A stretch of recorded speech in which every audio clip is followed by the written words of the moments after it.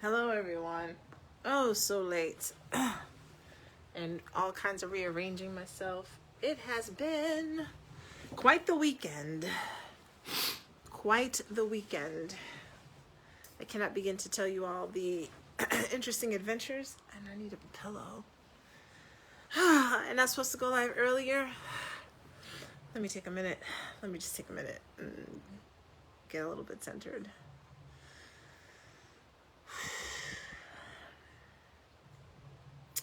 Okay, hi. Ooh, let's take a minute and get centered. So there were some events that transpired this weekend, including a fire, not in my apartment, but in the building. My daughter came to visit, which was great, but kind of threw me off my schedule a little bit. And so here I am. It is day 32. Normally I'm live in the morning.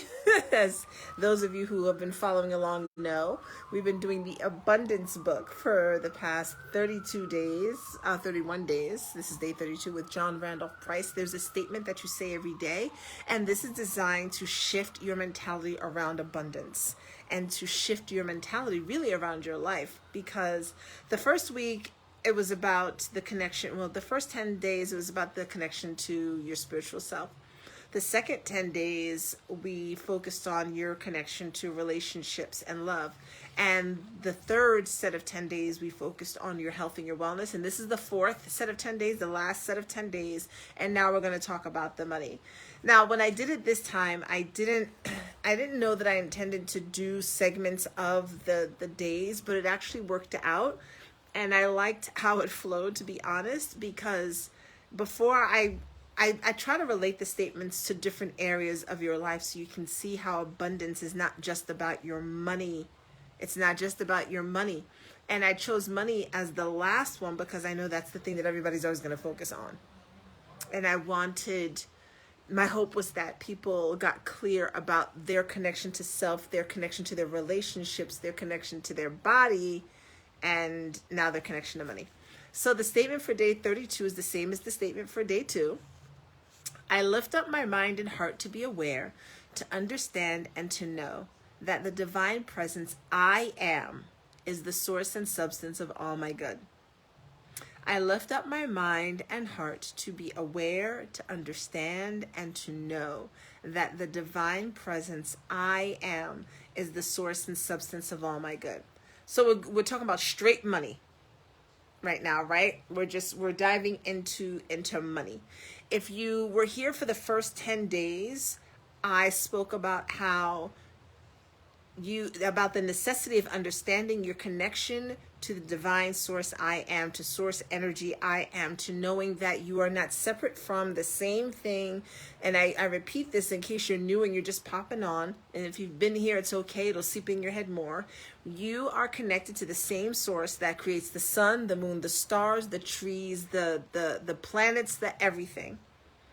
And that energy is abundant. There is no end, and our human minds cannot begin to fathom the idea that we are limitless. It's a very difficult concept for us to seem to gather that we are limitless because we feel limited by the form that we're in.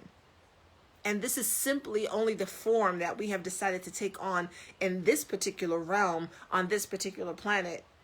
If you're in another realm, if you're in another galaxy, if you're someplace else, your form is probably a lot different. But because we are taking on this form and this baby race on this third rock from the sun, we forget and lack the understanding. I swear to you, I think my personal opinion is starting to be that we come here first to learn some shit before we can even begin to experience the good stuff that's happening in the other places, right? It's this is pre-K for our souls or some shit like that. At least that makes me sleep better at night with all the fuckery that happens on this planet. But so it's important to understand that you are limitless. You are limitless because you are connected to a source energy that is limitless. And therefore, if you are limitless, then so is your money. So is your wealth. We spend our time relying on someone else to give it to us. That in there lies the problem, because then the other person gets to determine what our value and our worth is. And this isn't just about you being an entrepreneur, because everybody doesn't have to be an entrepreneur. Everybody doesn't have to work for themselves. but this is about even in your day-to-day, in your business, at your job. Some of you are in jobs that are 2 sizes too small. Some of you need to ask for raises. Some of you need to dust off your resume and update it and upgrade it, and maybe pay for somebody to do that and invest in yourself so that you get the salary that your time and talents are actually worth. So this isn't just about, creating a business. While that's great, and some are meant to do that, guess what? People who create businesses still need people to work for them too.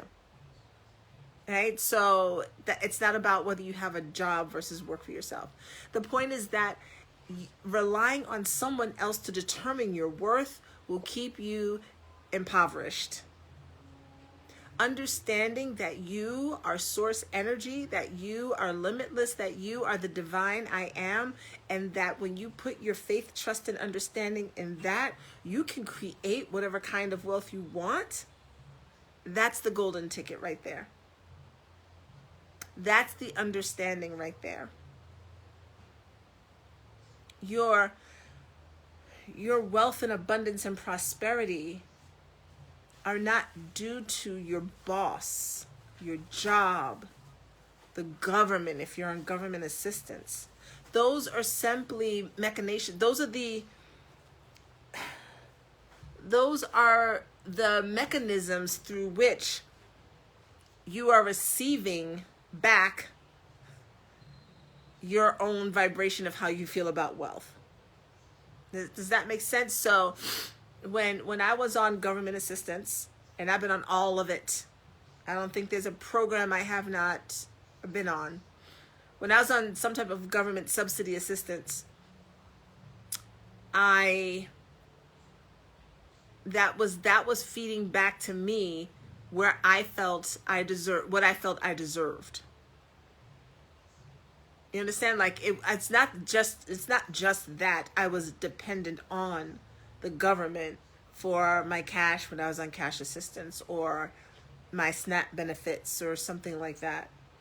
It was also that I was not able to really translate the idea that I could create my wealth.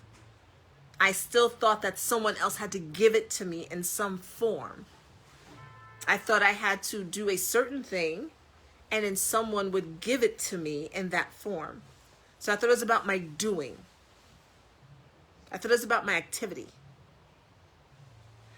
As I grew and learned, it was about my being.